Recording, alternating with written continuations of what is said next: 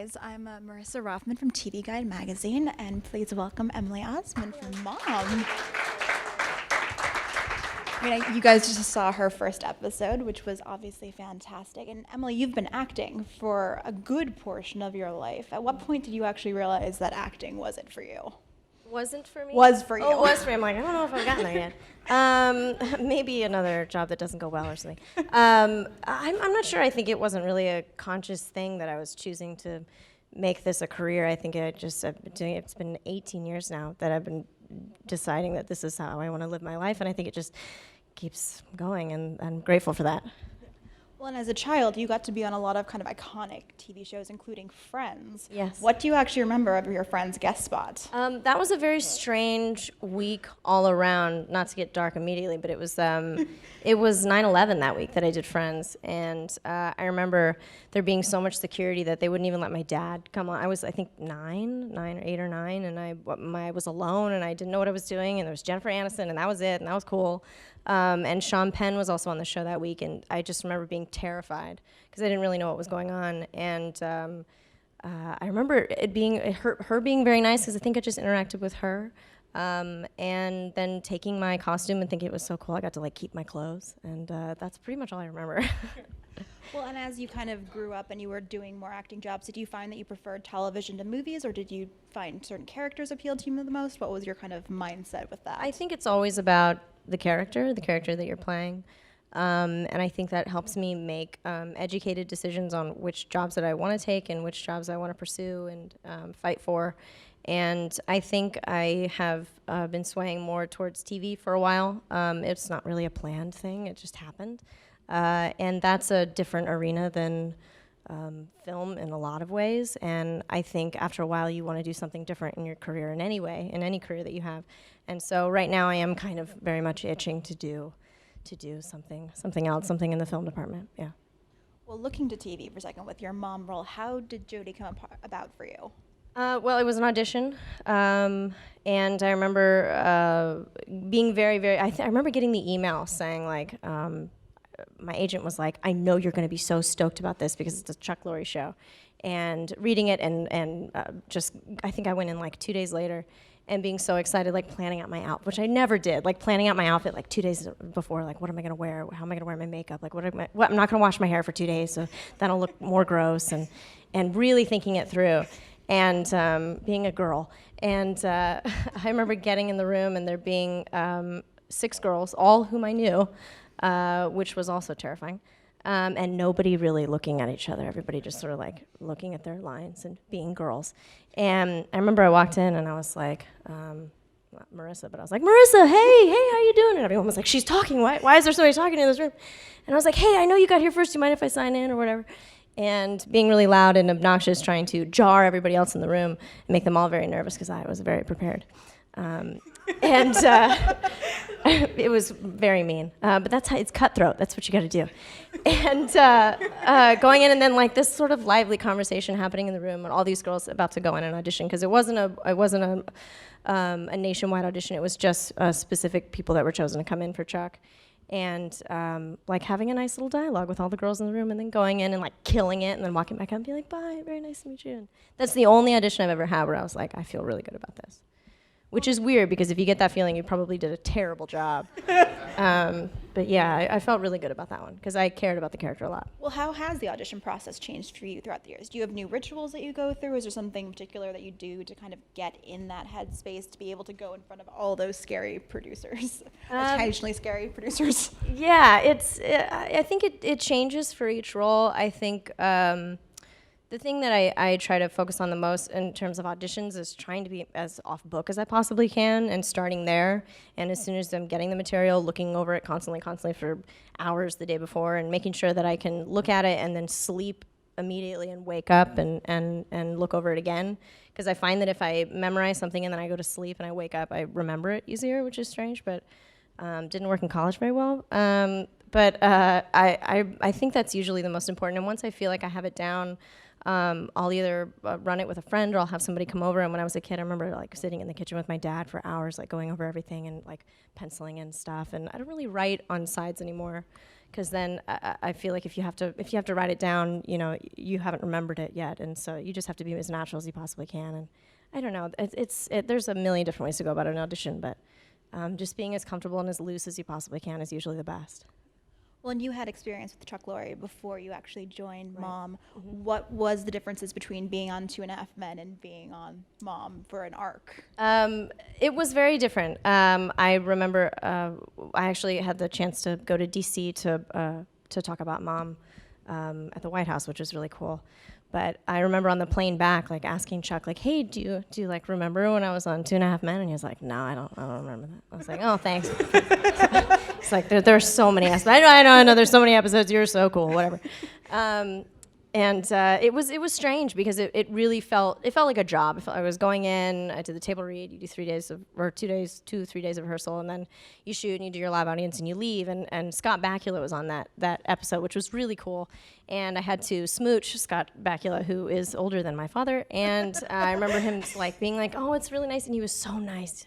"It's really nice to meet you." And you know, my daughters are in the audience, and he was like, "Wave," and they're like 35, and I'm like, "This is so weird." But that's acting. But I remember, this is so silly, but I remember while I was working on that show, Scott refused to, he would take the brads out of his script, which the little pinchy clip things, and he would take the brads out and he would just hold the pages like loose leaf paper, which I thought was really cool, and I was like, I need to start doing that, and now I do that. So thank you, Scott Bakula.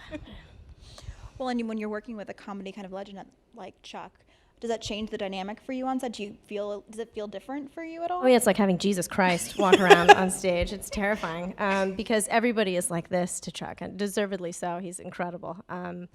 But I remember not being so petrified on 2.5 Men because everybody, at that point, I think they'd done like 600 episodes of that show or something, and everybody was kind of at the end of it, and it was more relaxed, but Mom's a different environment, and it was scary. It was really scary. I remember being off book like on Sunday before we started shooting, and just being so terrified because I wanted to do a very, very good job. And he was beyond kind and supportive and helpful, and called me at one point during the week and was like, "You're doing such a good job, and here we want to go this direction." And it was incredible. It's like no job I've ever done, for sure. Well, and the show does balance comedy and darkness super, super well. What was the process like for you to do research and kind of get into the mind of Jodie when she has both of those sides in her? Sure, that's what I love so much about the show, and I think that's why it's so widely loved, is because it does balance this line of being a really great comedy, a very well-written comedy, and then also having a lot of heart, and you know, leaving you at the end of an episode, you know, stunned as this one may have, or the ones following this episode. So that's a difficult task, especially for CBS. I commend them for, you know, airing this type of programming, because it's pushing the envelope in a few ways, and that's what I really loved about this character. And I did some research. I watched some very sad documentaries and watched a lot of Mom, and did my best to prepare. But at the end of the day, you just show up and you do what you got. Another thing that the show does so well is they've got almost an entirely female cast at this point. Yeah. There's an extraordinary amount of experience and, you know, comedic genius in there. What was it like working with that cast during your arc? It was so, I hate to keep overusing the word cool, but it was very, very cool. And like I said, when we were in DC, I was speaking with the Surgeon General about the show and about destigmatizing addiction and all the different topics that this show covers. And I was so nervous, and I was sitting there, and the one thing that I said that I remember, like, blacked out for the rest of it because I was so nervous, but I remember being like, "I just love working on a show where there's lots of women. I think it's so cool. There's so much women." Okay, and then everyone's like, "All right, thanks." But it's true. I mean, what other show? I can't think of another show that's on TV right now that's the majority of the cast is women. And Jamie Presley, who was actually played my mom on that episode of 2.5 Men, who's actually on Mom now, and I don't think she remembered that either. Nobody remembered me on this show. YouTube, it exists. It did. It happened. But Yeah, I mean, Allison Janney there are no words to describe her. She's so kind and so giving as an actress, and Anna Faris the two of them together are perfect. I mean, I don't know the casting process for this pilot when they started working on the show, how they decided to bring those two characters, because I would never put Allison Janney with Anna Faris for mother-daughter, but it's perfect. It works so well. And they were all, Mimi Kennedy and Beth Hall, all of them are just marvelous people. Yeah. Well, so hopefully everyone has actually seen the season of Mom, because if not, spoiler alert. But I mean, there was a tragic twist with Jodie, because she does overdose fatally in an episode of the series. At what point did you become aware that that was going to be her ultimate fate? I hate to smile when you say that. Yeah, that was interesting, because I knew that I had signed a contract for 4 or 5 episodes, I think, and I believe we were just at the end of episode 3, and it was a Saturday or a Sunday, and I got a call from like an unknown number, and it was an 818 number, so I was like, okay, 818, that sounds local, I'll pick up, which I usually never do. And it was like, hi, Emily Osment, please hold for Chuck Lorre. And I was like, just out of the shower, like in a towel. I was like, okay, he won't know I'm in a towel, that's fine. And I was saying, he's not that powerful. I'm like, hello, Chuck Lorre, hello. And he's like, Emily, hi. And he was like kind of solemn, and I didn't really know what was going on, somber. And he was like, I have some news about the script for next week that I don't want you to just have it in your inbox and read it and not know what's coming, but we've decided to let Jodie pass on, is how he said it. And I remember being like, dope, that's cool. And being like, wait, what are we doing? He's like, we've decided to let Jodie overdose. And I was like, oh. And I'm thinking, like, how are we going to do that on camera? He's like, no, it's going to be off camera. And I was like, okay, that makes me feel better. And I remember thinking, well, am I in the next week's episode? And didn't want to ask a lot of questions because it's Chuck Lorre, and I'll just do it. And he sort of explained how it was going to be done, and that it was going to be a surprise. And I remember coming in on Monday and doing the table read, and after we were finished with the script, just silence in the room, because it was just, I think it was just very sad, and trying to hold back the urge to like make a joke or a ghost joke or do something. And I just was trying because I'm not very comfortable with like awkward silences. I have to say something. And it was really amazing to be a part of that, because I was the reason that everybody was sort of traumatized. And I was like, I don't feel like I've been here 2 weeks. I don't know. Like, it's a very important episode for us, because I think they maybe had one person pass away on that show, maybe. But not an overdose. But not an overdose. And it was a very personal experience for him, because I think Chuck in college he told me he had a friend that passed away from an overdose, and he kind of got choked up on the phone when he was talking to me about it. And I was like, okay, I got to really do some homework. So it was very, very, very cool is the word that I'll keep using. Well, what homework did you do then? I just spent a lot of time with the script, and I talked to Anna a lot, and I talked to Allison a lot, and I was like, I don't know how to play, because I remember auditioning for it and trying to make it funny and making them laugh in the room, and then getting there on Monday and then being like, okay, so don't be funny, just play it completely real, which I appreciate, but I was like, you don't want me to tell any jokes? They're like, no. I'm like, but it's a comedy, and they're like, no. Play it completely real. And I was like, okay. And that was sort of the note that was given to everybody, which was like, Anna was like, I have to cry. I don't want to cry. And Allison was like, we have to cry. Okay, well, I guess we'll. And they all went in separate rooms and prepared, and it was really, really interesting. And I mean, when you found that out, how much grieving did you kind of have to go through as well? Because if you've played this character for this many episodes, right? I mean, what was the process like internally as you tried to say goodbye to her as well, and see her go down this dark path in her recovery attempt? Well, I wasn't sad to miss all the fake earrings that I had to wear. That was traumatizing. But I do remember being sort of like stunned, because it was such a whirlwind. It was over the course of a few weeks, and I was going back to work on another show. That's why they made the decision to end Jodie's storyline early.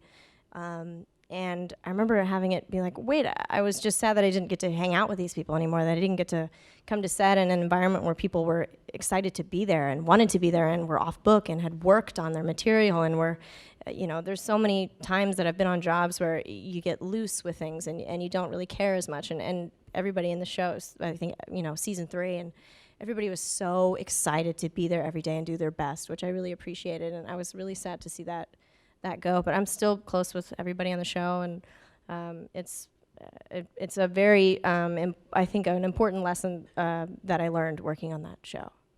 Well, in that case, I mean, this is a show that films live in front of a studio audience, and so they had to play all these dramatic beats in front of a crowd.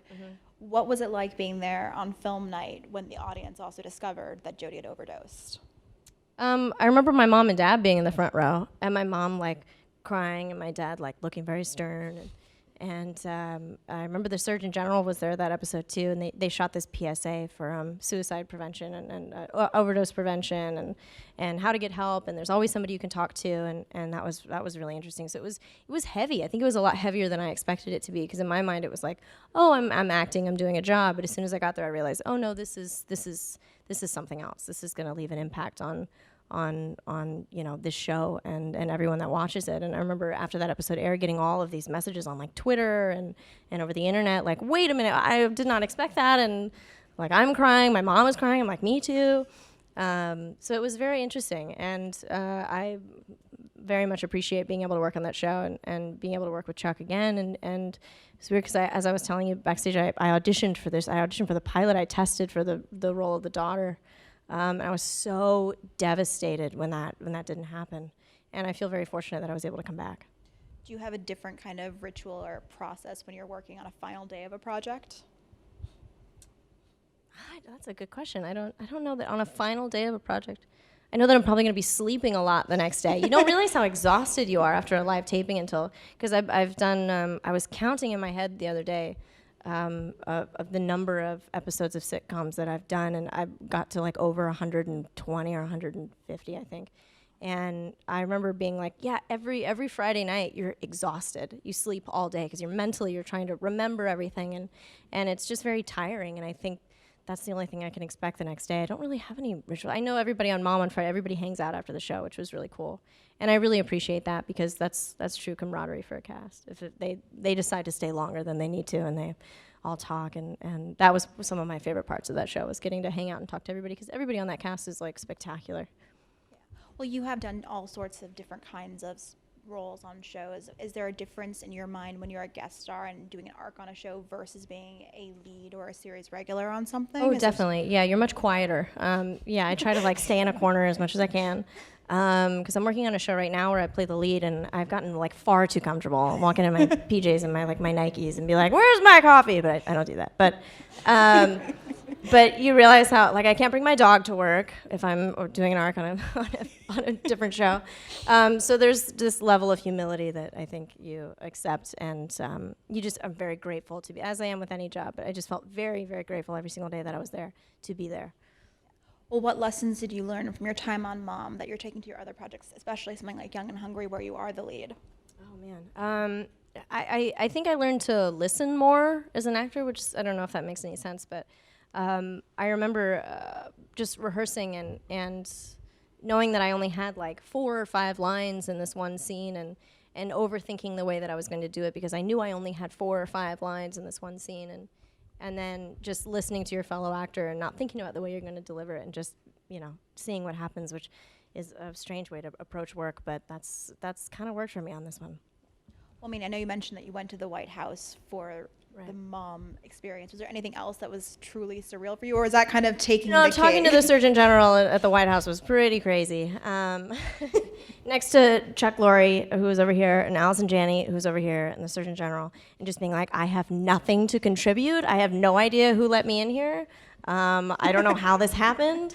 I was wearing this exact outfit, actually, and I was just resourceful, terrified. And I remember being like, I don't know what I'm going to say. I don't know how to talk about destigmatizing addiction. Like, I don't know anything about this. I'm an actor. Like, I'm playing dress up every day.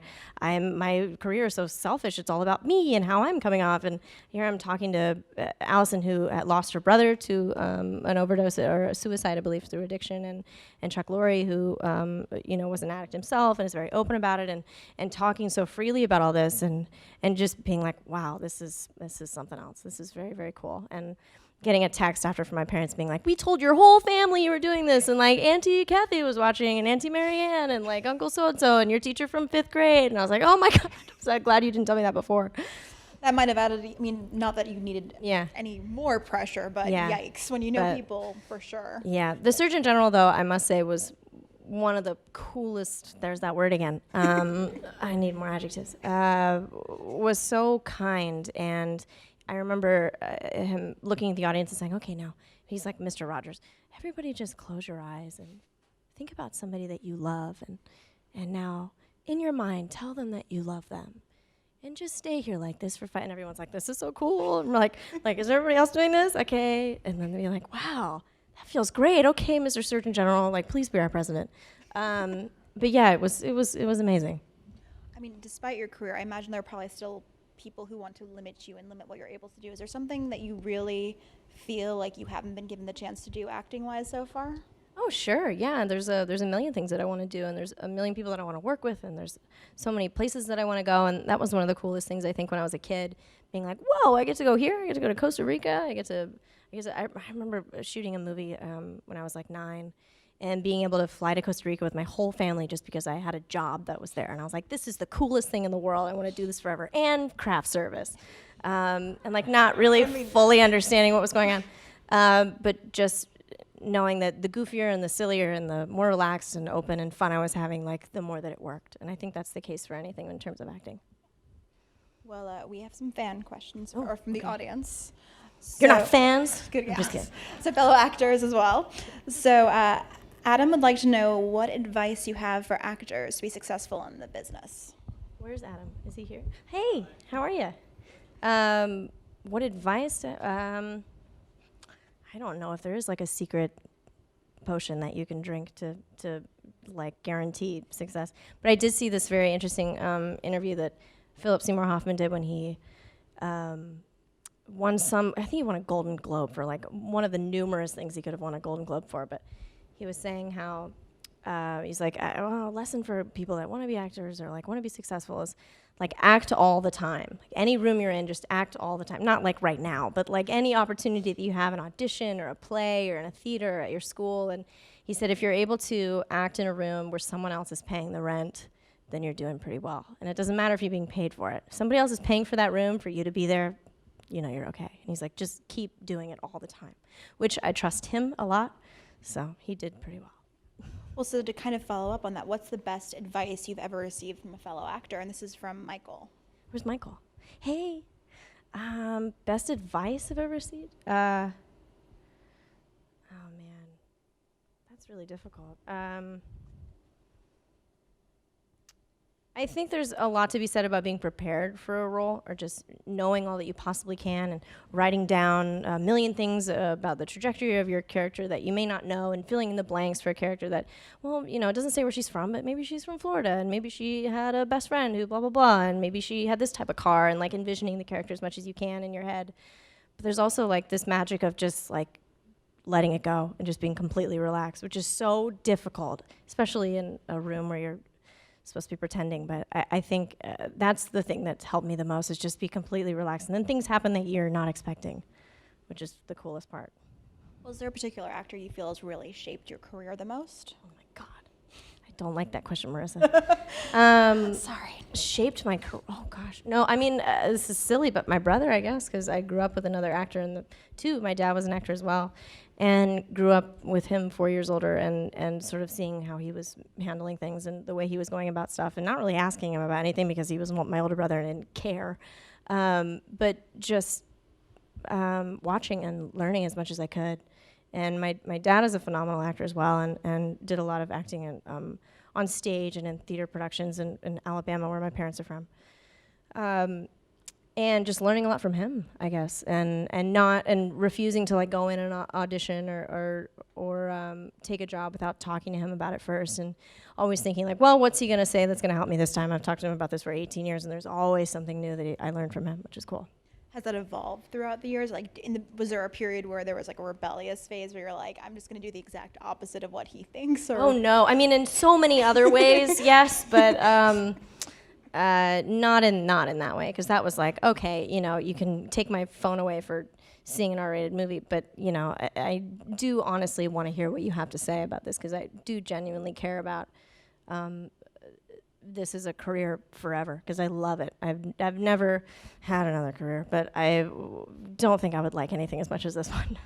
Well, I mean, when you were a kid, dealing with school, et cetera, was there ever a part of you that wanted to step away more? Was there ever a part of you that thought that there was another path that could be more beneficial to you? Well, I thought I was going to be a marine biologist when I was like 5. That could still happen. It's a lot more school, though. Luckily, acting apparently takes 2 years of college, and then you drop out like I did. But I dropped out because I was working, which was also cool. And every Christmas, my mom's like, so, like, UCLA, are we going to think about? I'm like, no. Truly, that's what she does. In that voice, too. So, do you think that? The higher pitch makes it a little bit softer. Yeah, I and she's think. like That's this big, the and she's mother thing. Southern, and yeah, literally this big. But what was your question, Marisa? I don't remember. Was there ever anything else you wanted to do? Was there a portion? When you were a kid, was there ever a part of you that didn't want to be working the way you were? I mean, I remember I shot 101 episodes of Hannah Montana, and on the last episode of season 4, I think we only did 4 seasons. It was my prom, my high school prom, and I remember being like, that is so strange that this parallel between like my high school career, which was like tumultuous to any degree because I was trying to like study for SATs and do hours and hours and hours of homework and then come in and be prepared for this job that I had as a 15-year-old, and I had a job and all the pressures of being a 15-year-old, and it was just a lot, and was so grateful that my dad would like drive me to work every day and put a roof over my head, and not realizing how nice that was until now. But yeah, I remember being like, man, I don't get to go to prom. Oh, well, like, this is so much cooler, and there's so many sacrifices you'll make in any career. And I'm kind of glad that I'm so happy that I finished high school. I'm so happy that I sort of finished college. Not really. In my head, I finished college. But knowing that the path that I'm on now and the choices that I'm making now, and I'm happy with that, and I think that's really all that matters to me. How often do you have younger actors come up to you and try to get advice and ask for your input and want to hear kind of the tales of your time? Never. Nobody really. If I do, I kick them away. No, I that's funny. I don't know. And if it is a question, it's never something that I can really answer. I'm never really around little children that want to be actors that much, I guess. But I usually would just be like, don't do it. It's so hard. Like, especially at your age, like, don't wait. Or if you really, really love it, like a tattoo. If you really love it, like, think about it for a year, and then, which I didn't do either. But I don't know. It's difficult, and it takes really thick skin. I think that's the most prevalent thing I would say to a kid that wants to be an actor is that you can't get like sentimental or emotional or sensitive about anything. And I was raised in a household where like you were to toughen up at everything, which was awesome because that taught me so much. And I think that was something that was very important, especially auditioning and like getting really close, like, you know, the pilot for this, and Chuck Lorre like taking me out into the hallway and being like, this is yours, kid. And then being like, I don't have to go to school anymore because Chuck Lorre wants to put me on his show. And then being an hour later, Major being like, yeah, you didn't get it. And you're like, oh. But you pick yourself up and you keep going. Do you have a ritual for when you don't get big roles that you really wanted to get through that? I should. That's a really good idea. I should drink a lot. No.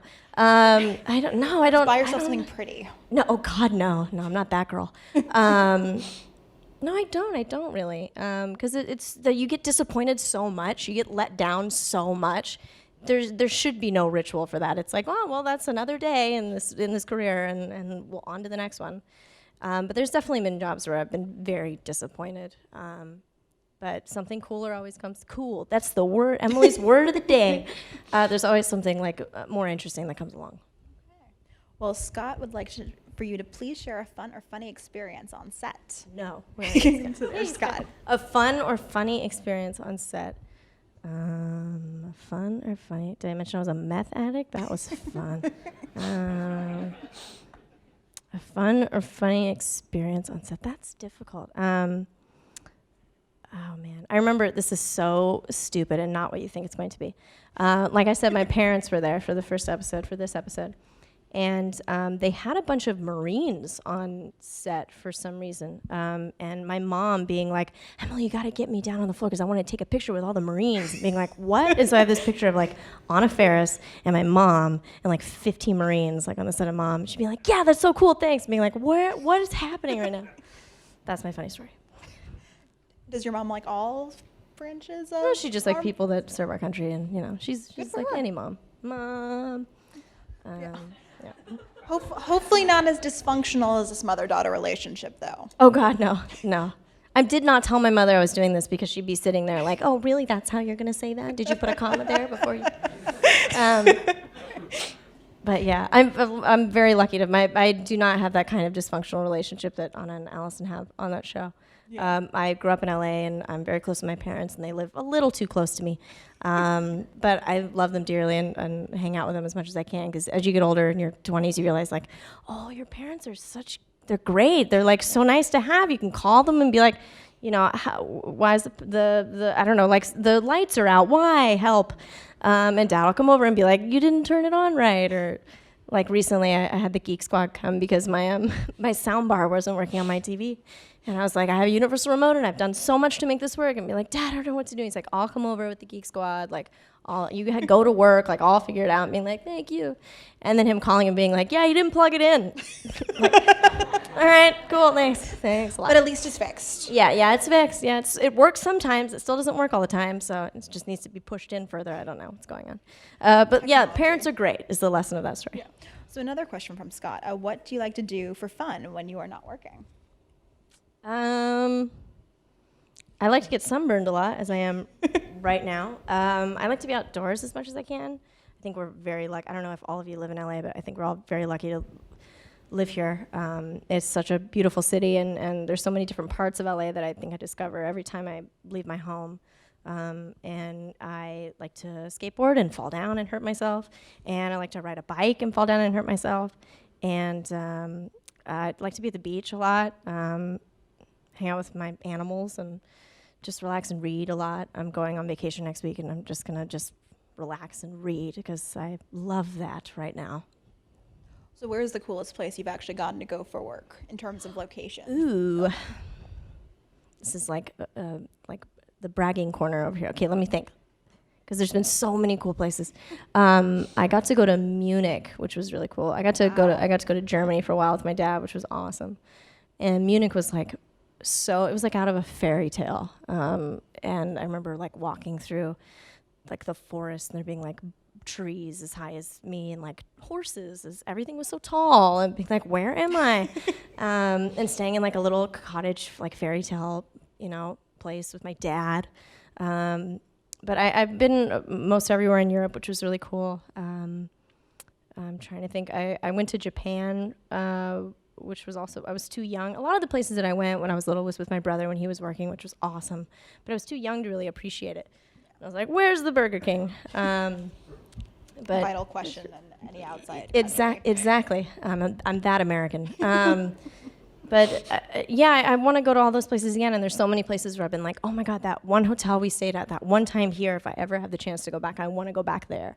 And being so happy that I like journaled through all that time and have weird memories and pictures of things that happened or things I was experiencing at that time, because I was so young when I traveled for work and still am. I'm so young, you guys. Yeah, I think that's the most important thing to me is working and then being able to travel for work. That's so cool. I love that part of it. Do you still journal? Not to get too personal here. You can ask me that, Marisa. It's fine. Yeah, I do. I hate that like Instagram has become our journal. I hate that so much. Every day I wake up, I'm like, I'm gonna get off the grid and being like, well, I'll probably still have some sort of cyber footprint, but I'm getting off the grid. I'm gonna delete everything and live my life, and then I never do it. But I do write down, because there's nothing better than like reading something that you wrote from your life like 15 years ago and being like, what was I thinking? Or, oh, that's cool. Those are the only two options. Yeah. Well, I mean, but how does it impact you as an actress to kind of have to put yourself out there in ways that you might not have had to do 10 years ago, because social media is now such an important part of like the branding of an actor? Yeah, that's something that makes me not so happy, is when I get the call from my manager like, well, so-and-so has more Instagram followers, so they went with her for that role, and being like, what is happening? And that makes me want to delete it even more, because if they can't find me, they don't know how many followers I have. Isn't that how it works? It's true. But yeah, that's a little disappointing because it should just be about your work and you standing in front of them and saying, this is what I'm capable of. And oftentimes, especially as a woman, that's not how it goes. And having people say, well, can you really dig deep? Can you put on some messy clothes and really do this job? And that's why I really like this so much, because it was like, hell yeah, I can do that. I can totally do that. I can absolutely play this role. I know that I can. Yeah, absolutely. So we have another question from the audience from Christopher. Are you producing any projects of your own at this time? Where's Christopher? Hi, Christopher. I like your hat. I came very close to producing a project recently, and that's something that I'm just barely getting into and realizing how cool that is. No, nobody, come on, I said cool again. I would like to do that. It's a field that I don't know much about, and I see like people my age on their like bios and their social media being like actor, writer, producer, like animal lover. I'm like, how are you all of these things already? I'm like Pisces, no, but I would like to do that at some point. I think that would be cool. And so one more question for him, which you touched on a little bit, but what are the differences between being a child actor and being an adult actor? I'm not a child. That's shocking. Sorry to break this to you, but not quite. Not anymore, really. I don't know. I think as a kid, in a lot of ways, you don't really know what's going on, and I use that as my benefit a lot of the time when working on a project, just being like, oh, okay, you want me to say that? Sure, I'll do that, and just being like sort of like a monkey. And now I overthink a lot of things, and I wish I still had that like wonderment, and like childlike wonderment of like, sure, I can do that. Yeah, you want me to do a cartwheel standing on a horse? Okay. And now it's like, well, I have that problem with my knee, and I don't know if that'd be a good idea. And just being unafraid to just throw yourself into anything. And I like to think I still have a lot of that now, but I love that part of being a kid and not having parents that be like, oh, don't do that. And be like, sure, see how that hurts. That's gonna hurt. Do it. Yeah. You know? Yeah. Well, so before we close out, what do you remember about getting your SAG card? What was your... I knew you were going to ask this question because I don't remember. I don't know when I got my SAG card. I was like 6. I think I remember my brother did a panel here and him having the same reaction, and my dad was sitting in the audience and being like, Dad, how did I do you remember I got my SAG card? I believe I was 6. It was for a flower commercial, FTD Florist, who they are out of business now. It's been that long. And I did not have any lines, which I think is not the way it used to go with getting your SAG card. You had to have a speaking role. But I think that was my first job. Therefore, I think that's how I got my first SAG card. And look at you now. Hey, almost doing it. That's my tagline. You're doing well.